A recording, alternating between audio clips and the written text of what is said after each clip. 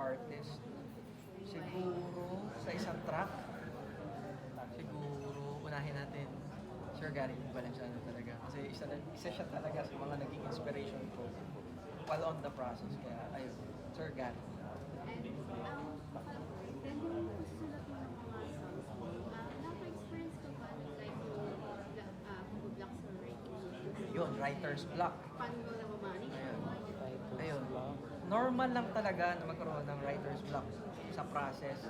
Pero yun nga, may natutunan ako na huwag mong ilimit yung sarili mo when it comes to expression. Kasi yun nga, songwriting and storytelling is hindi nagkakalayo yan. So, yun nga, while writing a song, isipin mo na you are telling a story. You're creating a story of your life, or maybe you're creating a story of other people, or pwede ka rin kumuha ng inspiration na sumulat ka ng kanta to touch the people's hearts.